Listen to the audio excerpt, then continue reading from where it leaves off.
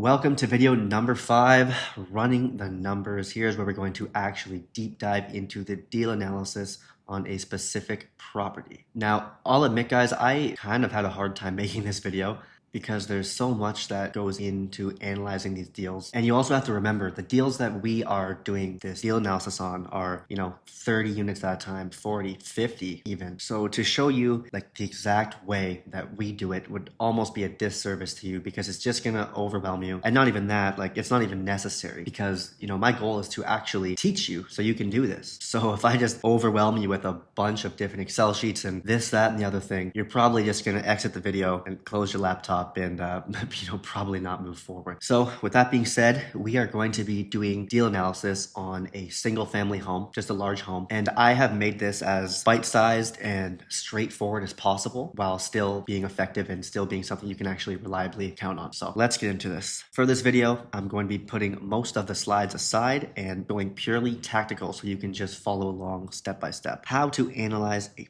property. So after you've identified your market, started outreach, and found a property that's actually interested, that is when you run the numbers. This step takes time, so it doesn't make sense to analyze hypothetical deals. That's why the market analysis is just a litmus test. You'll see in a moment, but it makes no sense to do this for properties that don't even want to work with you. You only do this once you have real interest and concrete terms to work with, i.e. they've said the lease to you and they've given you a rental price. That's good enough. To do this for you, we will use the market analysis resource. I have it available just below this video. I'll walk through everything with you step by step, don't worry. In the market analysis video and the outreach video, we were talking about Lawrenceville in Pittsburgh. I did all that on the spot and it turned out to be a really good example. But the way that we analyze apartments is just fundamentally different because obviously we consider the individual unit economics, but we are looking at the cash flow that this overall building or the overall amount of units we will take as a whole will produce. That's why when it came time to make this video, I kind of had a hard time for a second because I'm like, these guys are trying to get their first property, second property, third. It doesn't make sense to show them how to do a breakdown of 20 units in a building like the ones I showed you. Now the macro level thought process is the same. We're still doing the Burger King logic. We're still doing comparative analysis. It's just the way we go about it is different. So I'm going to be doing this on a 4-bedroom house in Pittsburgh. I'll show you in a second just because the houses are so straightforward to analyze. And I think this will be the easiest way for you to actually learn. With that being said, I have attached below a couple really good YouTube videos as well. They're not even mine. They're just very educational that I think you'll benefit from as well. I really think if you have some spare time, you should go through those videos as well. Actually, you definitely should. But for now, I'm going to show you how to properly analyze a house using Airbnb and the market analysis resource that I have for you. So remember the Burger King logic from the market analysis video. This is where it comes into play again. So before we begin, understand this. The goal is to create a logical estimate of where your property ranks against current comparables in the area. You need to account for everything that can help or hurt performance. The listing itself, the photos, the amenities, the location, design, parking, all of it. The objective is to understand why a property earns what it does and how yours honestly compares. We start with setting a base, so a comparable where there is unequivocally no chance your property performs worse. Yours is simply better. The photos are bad, the listing itself is bad, the property, you can just look at it and say, no, my property is obviously better than this. Then we find a ceiling, a property that is clearly superior to yours across the board. No debate, they'll be there. Once those anchors are set, we then take time finding where our property lies between them from a revenue standpoint. We will eventually, it's very tedious, arrive at a worst case, fair case, and best case scenario for you to make decisions off. This might sound unusual because parts of it are subjective. A lot of it is subjective actually. But remember, this isn't traditional real estate investing. Even the largest STR investment firms use this same comparative approach when estimating revenue potential. So remember, our profit engine is travel demand. So we are looking at this from a guest's point of view. Why are guests booking this? Okay, this is a lot different than an investment strategy for real estate. And of course, you'll get better at understanding why a property performs the way it does over time. As I said, I've intentionally simplified this so you can take action right away. But I'm not kidding when I say this, okay? Just take a step back and look. Just use your eyes. You've all stayed in Airbnbs before. You've all picked one versus the other and clicked into all of them, decided you want to stay in this one. So when doing this, ask yourself why one listing is clearly better than the other and just trust what you see. If you want a second opinion, you can post it in the community, I'll reply, or bring it into our live calls. Slides over. Let's get into it.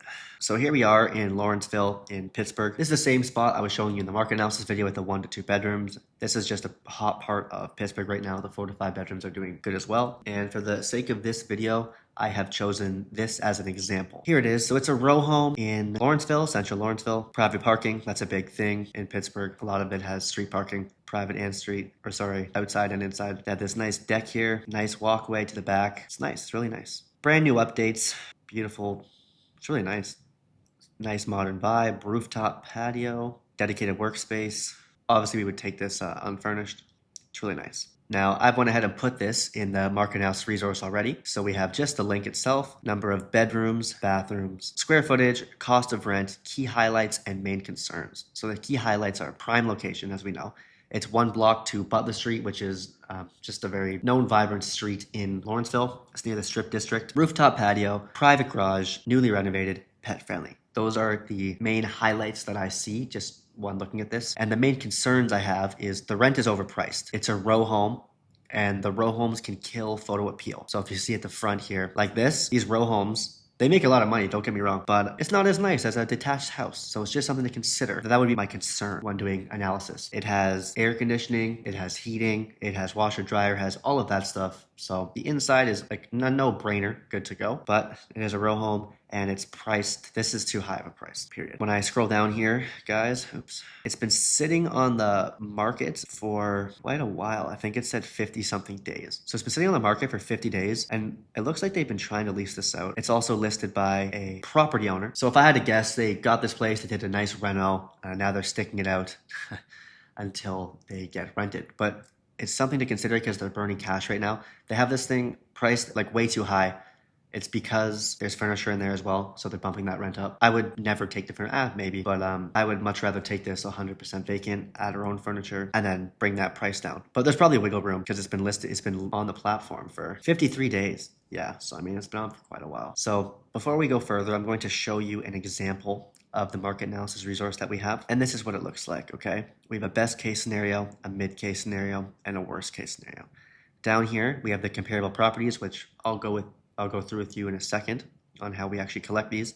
All of their listings, all of the annual revenue, days available, occupancy, average nightly rate, guest bedrooms, beds, bathrooms, and the hosts. Down here, once you have that, is the reasoning, okay? This is my reasoning for why I think a unit is doing good or doing bad or just doing the revenue that it is doing. These aren't directly correlated to these like they would be for the one that we're about to do. I was just trying to give you an idea of how I'd go through this, right? Great views, located directly on the main street. The listing itself isn't the best, so the photos and stuff are the best, but the property clearly has superior potential. Decent design but poor photos, not a corner unit. While the design is solid, the subpar photography likely reduces its revenue potential compared to comp 4. And this is where the subjective part comes in. This is literally, for lack of a better word, just what you think. Why you think it's performing a certain way, or why you think it's doing the revenue it is, or why you think that it should be doing more, but it's doing less. And then after going down this rabbit hole, right, you should be able to find where you think you rank in this analysis. For really, really big areas or really competitive areas, I would actually do 24 here, to be honest with you. And then over here, we have the ROI calculator, which I will get to a bit later in this video. All right. Over here, we also have our last 3 years of revenue potential, or percentile, sorry. So, I mean, the 90th percentile is averaging 8.5K a month in revenue, which is over 100 grand. So I would go out on a whim and say that unit is probably the 90th percentile unit, assuming it's managed right, hosted right, the listing's good, the photos are good, all that stuff. But it has potential to be like a top tier unit. And there's a pretty fair drop off here on the 75th percentile. So as you can see, like $6,500. If it was 48 for rent plus utilities, plus cleaning, I mean, the margins will be small, arguably unjustifiably small for a house. Houses can easily make 3 grand a month in profit on average. The caveat I would use here would be, this is furnished. So if you just leased it and then didn't do anything to it and it still made money, so your upfront cost was low, like you didn't have to actually furnish everything, and you're just kind of playing the spread. I mean, yeah, maybe in that scenario it would make sense. Or even simply just managing this one, not even leasing it to begin with, just running property management on it and just making money that way. Anyways, I already know that we'll have to bring that price down on the rent if I was to take this, but I think it's a really great example, regardless of that, to show you how we do this. So I'm at AirDNA here. We are in Pittsburgh. For apartments, if you were to do it this exact way, I would go right into the submarket, okay? Just because there's a bunch of volume. There's always more 1 to 2 bedrooms. So you can go in that submarket and still have a pretty good sample size. For houses, with all the filters on and stuff that we have, I actually don't mind just using the whole city. If there's a huge supply and you can just go right into the submarket, go for it. But if there's only like 15 listings, I'm not sure if that's a big enough sample size. We'll take a look. Yeah, there's 16. If this was like 30, 35, 40 for houses, maybe I would stick in just the submarket, and for apartments, definitely. But I think for this video, I will just go into Pittsburgh as a whole because there's 150 listings that are 4 to 6 bedrooms. Remember, we have our filters on just like last time, okay? I have a house here filtered, obviously, because I'm only looking for houses, 11 plus. For this one, I have 271 plus. We're only really looking above 300 days anyways. And then no mom and pop random hosts. Top short-term rentals. This is where it starts. As I said, someone just beat Rob by $1,000. Rob, you got competition, man. In the market analysis video, I said there's a difference in revenue potential and revenue. That is because revenue potential is always an extrapolation of the days available versus the full year. That is why we have these filters on down here, because if I just put all, this revenue potential would be completely out of whack. So the first thing I want you to do, okay, is just look at the top listings, okay? Look at the top 5, 8, 10, and go through them. It's tedious, guys, but it's just the top performer. I mean, it's pretty obvious why it's the top performer. Super nice. It's probably in Mount Washington. It's an area that has so nice. Oh, maybe I'm wrong. Beautiful blow. Skyline views, rooftop patio, just all around cool place. I'm not sure if this is a dual, like a duplex that he's put into one on the platform. That might explain why it's pumping. Regardless, super nice. Let's go back. Let's check out Rob's. Big, beautiful home. Very professional photos. Nice rooftop patio. It's actually something noteworthy to consider, you know. Top two both have these big, nice back patios. Foosball. This is nice. Nothing I can really take from these, though, to be honest with you. This is number 3. You sure? 120. I'm surprised. This thing must be making so much money, guys. Like, this is what I mean by the supply demand. Okay, I'm gonna put a pin in this right here. How could this compare with the other two I just showed you? Is it a 6 bedroom? 4 bedroom? This thing pumps, man. Shady side. Interesting. That one actually throws me for a loop. Anyways, I won't go through everyone here, guys. I just want you to look at the top performers and see if you can notice any obvious trends in amenities, in design. It's a really nice place. Nice fireplace, nice backyard. It's a good selling point. Rooftop patio again. It's a balcony. So, I mean, these all have rooftop patios, which is unexpected in Pittsburgh, but they do. So, I mean, I'm not sure if that's a make or break yet because I only looked at a few, but it is a good point to bring up on what I'm trying to do here is look for the commonalities. Okay, look for the commonalities. They all have great photos. There's no design commonalities like there would be in, I don't know, Orlando. They're probably all Disney themed there. Well, they definitely are. That would be an example where, like, if the top 20 have Mickey Mouse on the wall and a games room, and you don't have Mickey Mouse on the wall and a games room, then you're doing yourself a big disservice. Here, if there's nothing obvious like that that's standing out to me in the designs or anything like that, truthfully, they're nice, but they're not. The first one was really nice. Rob's is really nice too, but this isn't, like, these aren't over the top gorgeous. So I'm really happy that we chose to go this route because this is telling you or showing you exactly what I was trying to get at, how supply demand will trump all. Another thing you want to do is make sure that they have a review for every month just to show their full-time hosts. It doesn't really matter for the top performers because obviously they are going to have a review every month. They have 210, 82, 74, 160. But when you get down to where you think you're going to, you know, be in this, you do want to make sure that there's at least a review every month, just to prove that what we're seeing here is true. Another rooftop deck. So if there was ever a common trend I'm seeing here, it honestly is the rooftop deck, which is surprising. Rooftop deck. Mount Washington, skyline views, rooftop deck. So I've seen that enough times that I actually would consider the rooftop deck a pretty valuable amenity. Obviously, in this market, people are spending money where the rooftop decks are. Is it causative? Is it just a fluke? This is why this is subjective.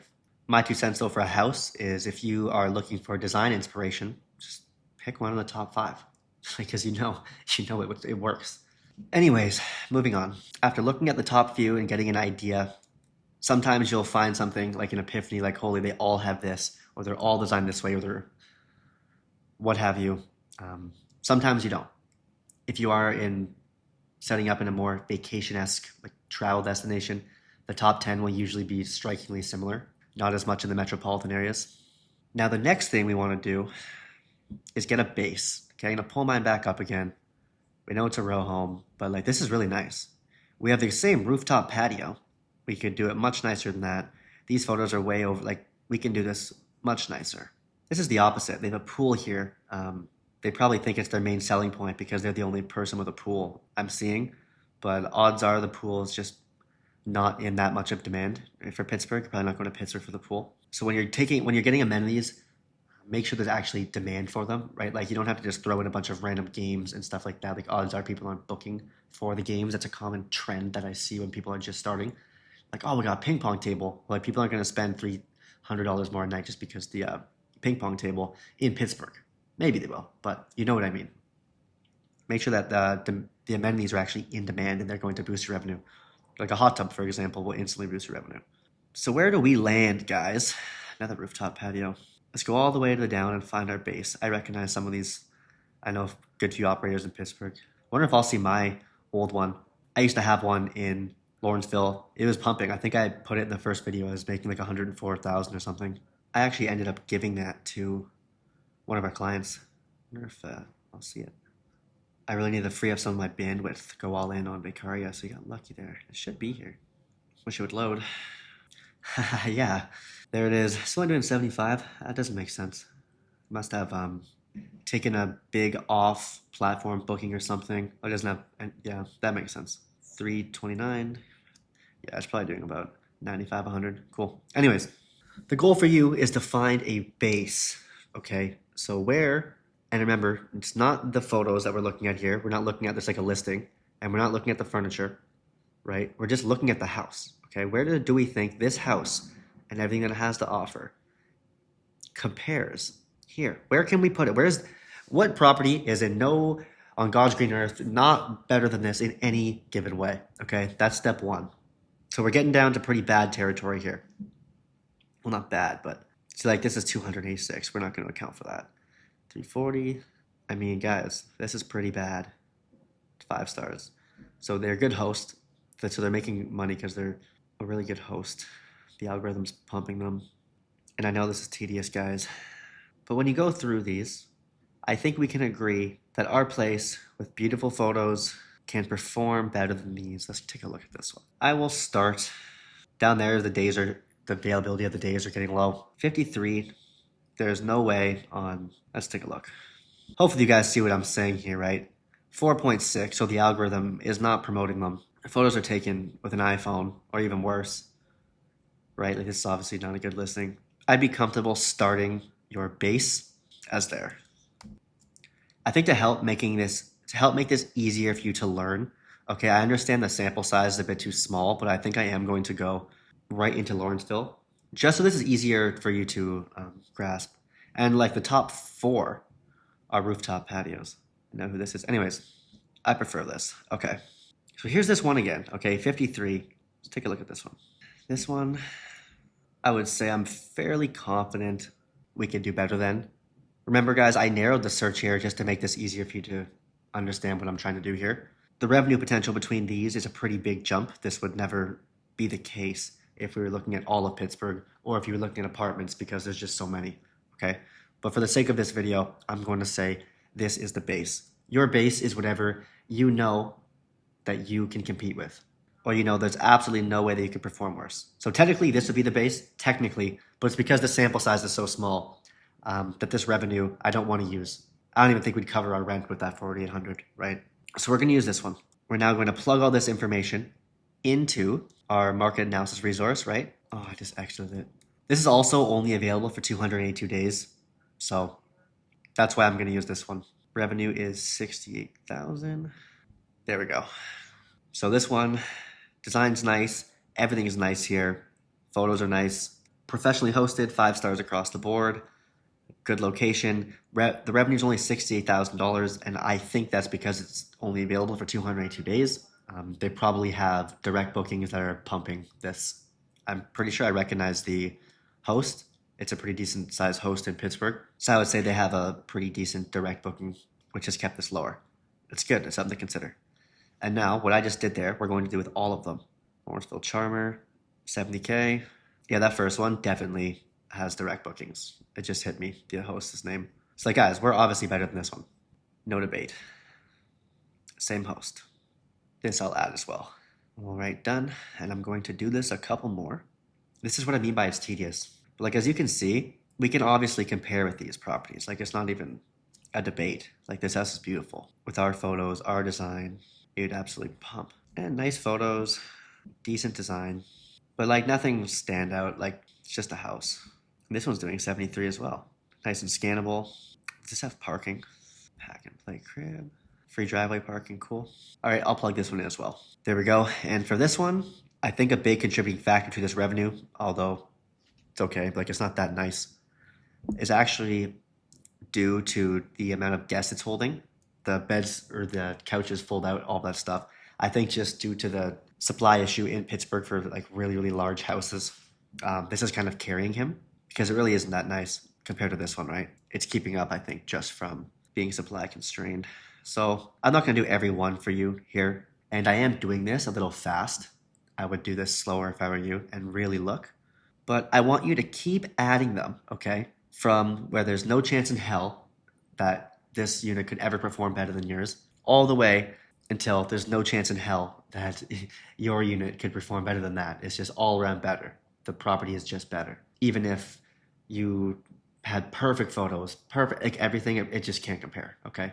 Remember, you won't be doing this most likely in the sub. You'll be doing this in the city itself for a house. So you'll have way more to play with, and it won't sporadically, jump up like this. Like they'll be much more closer in revenue as one another.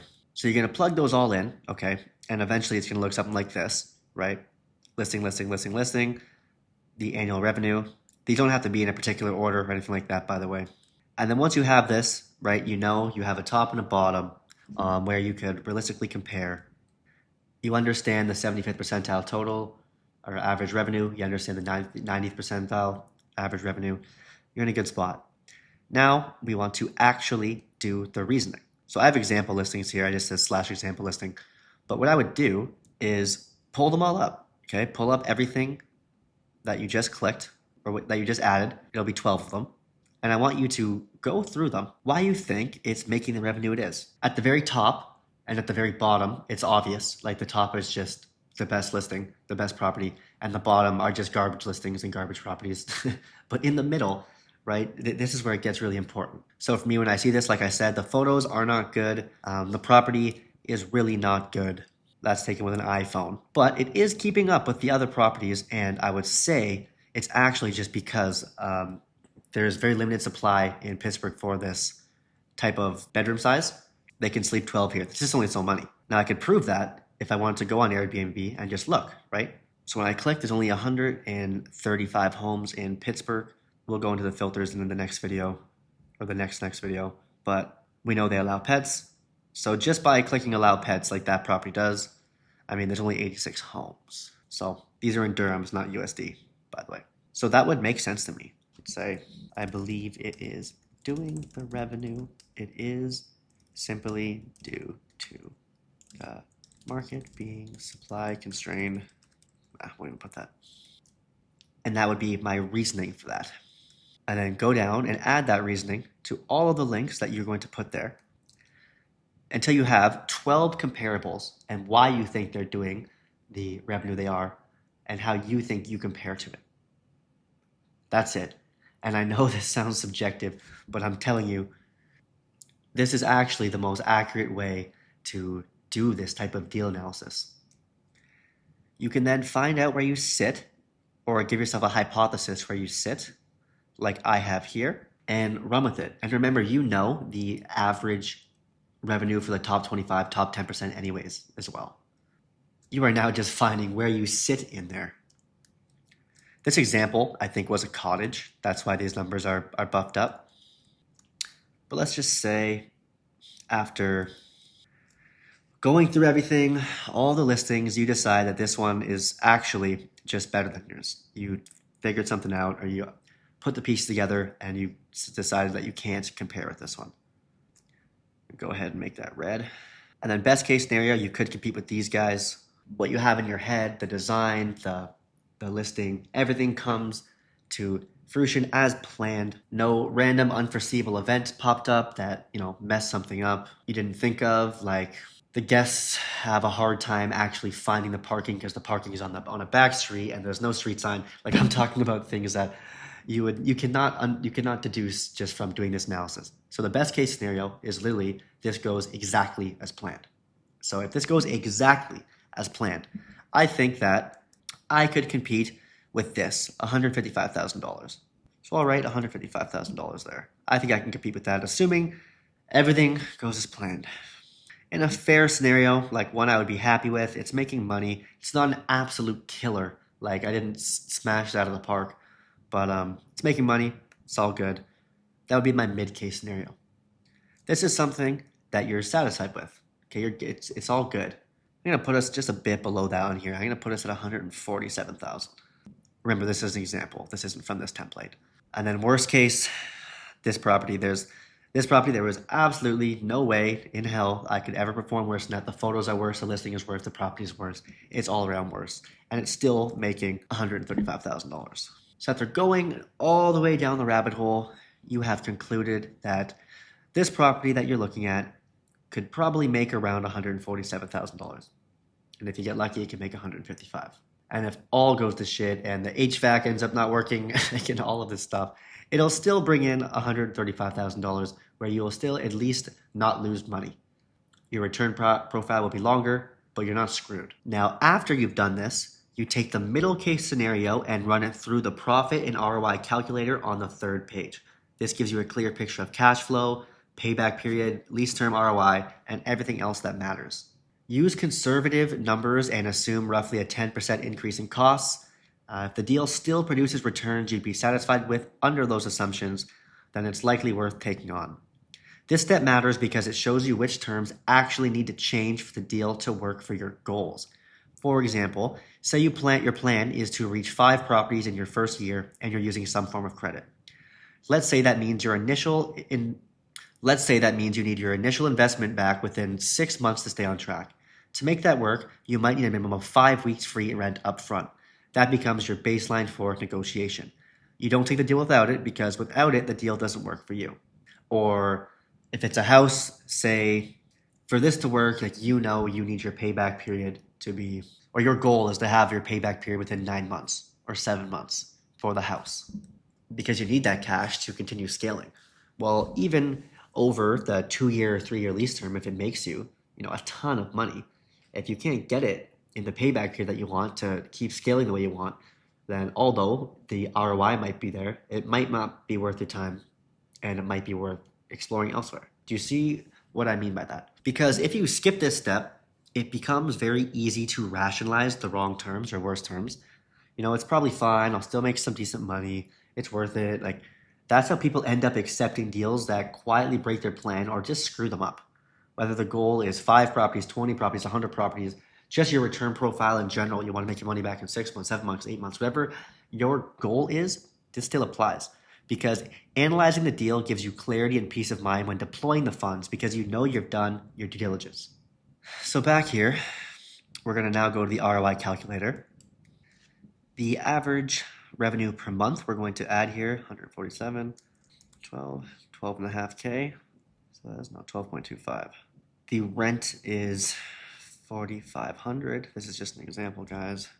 The utilities should be really high here, and the setup costs will probably be realistically around 20,000. We have no rent concessions. And although I have the rent here is 4,500, this was just an example. I might just buff this up a bit. Let's say it's super nice, 5,900. And if it's super nice, the property setup costs will go up a bit. That sounds about right. So for you will take your mid here, bring it to the ROI calculator, divide it by 12, obviously, and put it in estimated revenue per month. I will tell you guys the setup costs and all that stuff. I'll teach you that in the next video because you have furniture, security deposits, hiring your team, the actual labor of them building it out. But when you plug everything in, it gives you an idea, of the profit, the ROI, and the profit and ROI over the full lease. Now, if these numbers look crazy to you, There's tons of properties that can generate this. Like, to give you an example, I'll use the one I used in the first video right now. That property made $104,000 divided by 12. It was 8666 a month in average revenue. 8666. The rent was $33.99. Utilities on average there, I would say, are $400. Setup costs all in, I spent $11,000 on furniture, maybe 12. I'll be conservative and just write 16,000.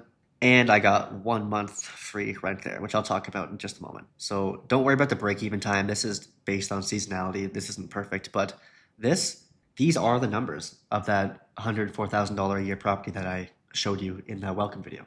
Now, AirDNA does add cleaning fees into its revenue. I mean, like, it accounts for it into the algorithm on the revenue potential, all that stuff. And as you know, I have cheap cleans.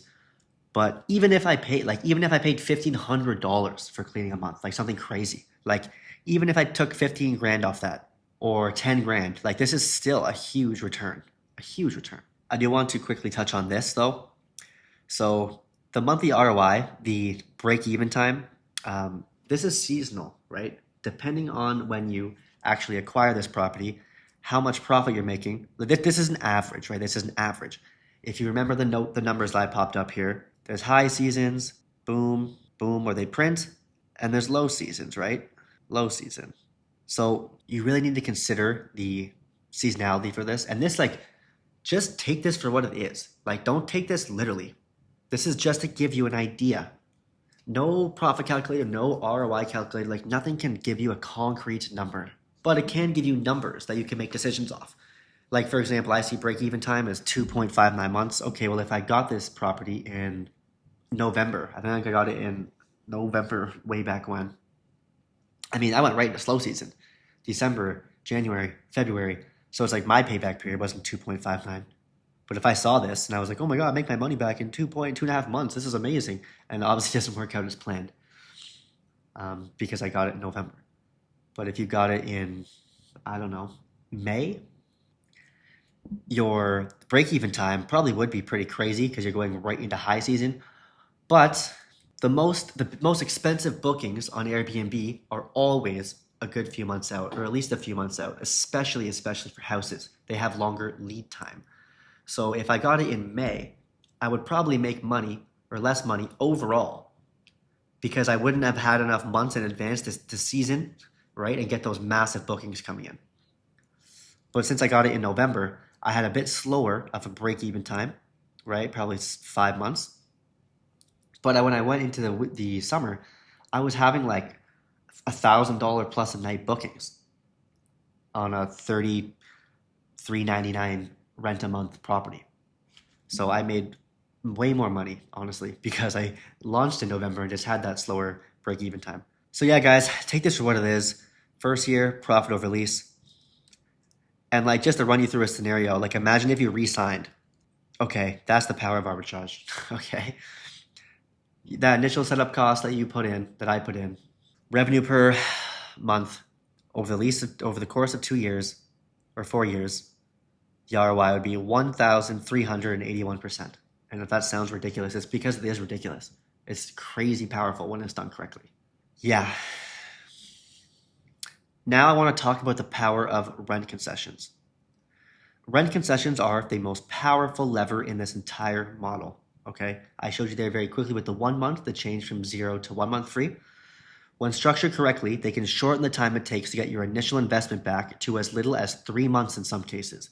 That matters because no matter who you are, once you run out of capital, scaling stops, period. At that point, you are forced to wait for profits to rebuild before you can move forward again. We do not move forward on deals without upfront free rent concessions for us or our clients now, period. We will never, ever, ever take a deal. Now, rent concessions are the most powerful lever in this entire model. When structured correctly, they can shorten the time it takes to get your initial investment back to as little as 3 months in some cases. That matters because no matter who you are, once you run out of capital, scaling stops. At that point, you are forced to wait for profits to rebuild before you can move forward again. And this is what I was getting at when I say ROI versus cash on cash return, right? Depending on your goals, having that initial money come back in your wallet faster is the difference between snowballing or not, even if that first deal is a home run. This also leans into what I was just talking about in terms of seasonality. Yeah, like you might make more money like I did if you launch in November. But if you are restricted on how much capital you have, I mean, taking these deals in April, May, and really condensing that payback period because you're snowballing right into high season can drastically increase the cash on cash return speed, right? And then you have that money back, you deploy again and deploy again. So nothing is good or bad. These are just things to consider. The constraint for arbitrage is it's cash intensive, like I said. So this matters. And then at the bottom here, we do not move forward on deals without upfront rent concessions for us or our clients, period.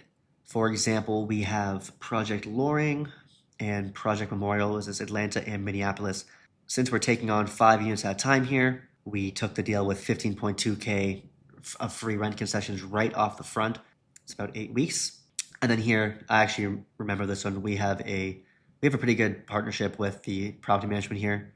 So this is just one. It's a townhouse, I think. And then we got 6 weeks free here. When I look at this one, actually we got 9 weeks free here, which is great. So to give you a live example here, we'll use the 1 bedroom here, 1,390. Airbnb, this one did pretty good. 1,3365. These are nice and cheap here. We'll be conservative, even though this is past tense. The setup costs were $12,000, and there you have it, 24. So on this one, 5.5 months break even time. Again, we don't care about that. But just on one of those units alone that I just pulled up for you from right here, 306, 22K in the first year, 258% ROI over the 2 years of holding this lease. And there's 4 of them right there. And these are concrete because I'm speaking in past tense. Those are already set up, obviously. So that's how those turned out. And it was actually 9 weeks, not 2 months. So it's a little bit higher. So hopefully you get the point on just how powerful rent concessions are, especially for apartments, but just in general, because like, look, that's a pretty decent, I mean, this is still a huge return over, 2 years, but the cash on cash return is slow, right? Adding those 2 months free, all the money back is in 5 months here. ROI 22K, or sorry, first year profit 22K, 23 almost, profit at least $42,000. If you take 4 of those, because you have a good chunk of cash to deploy, like these, you can see how this starts to get pretty nutty. Yeah, concessions are extremely powerful. So some things to note. This gets much easier to negotiate as you take on more units at once. As I was just saying, we took 4 there, but I think we know the property manager for both of those. I don't think either of those were new from our acquisition funnel. But what I'm getting at is, 4 compared to 1 or 10 compared to 4, or you're taking 20 units, you're filling 25 of their vacant units. Obviously, you have much more negotiating power on the upfront free rent concessions, and you can get creative, right? You can get 2 months the first year, you get 1 month January of the next year, whatever you need to do to make some money. Free rent is easier to secure in slow season and harder during peak season. This might be obvious, but the property management has the same slows and same highs and same lows as you. Pretty much, they follow the same trends. So it's actually really great to pick up deals in the slow season. It's a bit longer break even time, like I said, but you will make a ton of money and you can get a ton of upfront concessions to kind of offset that. Harder during peak season because everyone's moving in, obviously. Your payback period heavily depends on when your lease starts and how that lines up with seasonality. These are real trade-offs to be considered and are very goal dependent. I already touched base on this earlier. And we usually introduce rent concessions later in the negotiation once price and terms are mostly agreed. This lets us leverage sunk cost, the sunk cost fallacy, consistency, and price anchoring. For example, we might say most partnerships move forward with 10 weeks of free rent concessions to allow for stabilization. It's just kind of how we do it. And if they push back, we will agree to 8 weeks and just move forward, which was all we wanted anyways. If they don't, if they just say, okay, well, congrats, you got 10 weeks free. So, if they push back on 10 weeks or 8 weeks, you're gonna be like, yeah, no problem, but we do really want to work with you. So how about 8 weeks? We can move forward with that. And they're like, yeah, I guess. And lastly here, always negotiate rent concessions, security deposits, and year over year rent increases, okay? Always, always, always. To help with negotiations, once you've run the numbers and decided a deal is worth pursuing, I've added access below this video to the advanced lease negotiations video I recorded that was originally exclusive to Vacarya clients until now. The production isn't perfect, as you can see on the right here. That's the point. This was just for our clients. It's just, it's authentic. But I go very deep into negotiation strategy there, and I highly recommend that you watch that. It's pretty educational on negotiation as a whole, and then also very specific to arbitrage. So I decided to make that one available for you for free as well. And I hope it was valuable for you. So we're at the summary here, but really quick, I want to go back to the market analysis here because I want to talk briefly on how this actually helps you make decisions. Obviously, this helps you look at give you an idea of your return profile, your ROI, your profits, all of that. But let's say hypothetically, like you did all this you threw it in here and the numbers aren't working for you. You're gonna start with 0, obviously. Like the numbers aren't working with you or for you. Because on top of helping you, it shows you what you need. So when you go back to that landlord, you actually understand your base for negotiation. Like for example, we got really cheap rent on this one. Let's say it was $1,700. Let's say it was $2,500, just to give you a wild example. With your average profit being $565, this gives you clarity that there's no chance in hell that you're going to take this if the rent is too high. So your angle might be like, yeah, I want to work with you, but the rent's too high. Can we bring it down? Like if I ran this whole thing with the initial one in Pittsburgh, the $4,800 one, I guarantee you this would spit something that I wasn't probably going to move forward with. Where you could say like, I'm only going to move forward if he gives me the rent for $4,400 because my first year profit's this. I'm okay with that, and my ROI over that first year in that lease is something I'm okay with. But at $4,800, this deal that doesn't make sense. I may as well just allocate my funds elsewhere.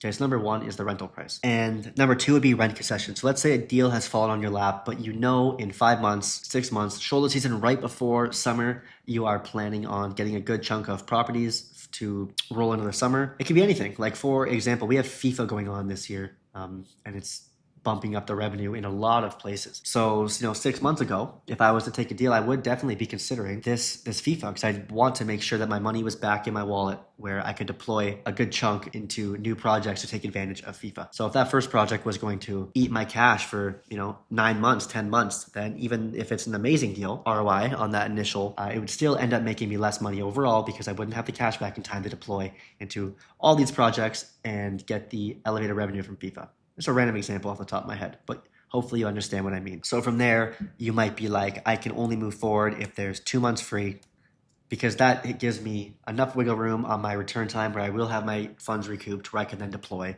So when you go into that negotiation, you understand that I can't take this unless it's 8 weeks free. And if it's not 8 weeks free, then you're willing to walk. Because if you don't do this, obviously I messed up this now because I've changed all the numbers, but if you don't do this, you're just gonna go in blind. And you will just be like, yeah, it's a pretty good deal. I'll still make money even if it's 4 weeks free or 5 weeks free. Maybe I'll do it. Yeah, I'll just do it. And you can end up screwing yourself over and become bootstrapped for cash, which can limit you, in the next few months from being able to take on projects. Just some things to consider, guys, okay? This will give you the clarity on rent prices that you're willing to pay, and this will give you clarity on the rent concessions you need for the return profile that you want. And that is the end of this. That was a little bit all over the place, guys, and I'm happy about that. I really tried to, take the structure out of this one and just kind of let you see my thought process and try and teach you the actual concepts. Run a comparative analysis on the property just like we did. Look at the top performers, see if you can identify any trends, find a range of where you fit and start pulling those comparables. Take a moment, try to provide yourself with a reasoning on why one is doing X amount of revenue and why they're all doing. Try to provide reasoning why X unit is generating X amount of revenue compared to another. Number two here, identify worst, fair, and best case numbers using those comparables. Plug the middle case into the profit calculator like we just did, and then negotiate rent concessions and lease terms and rent prices based on what you see. That's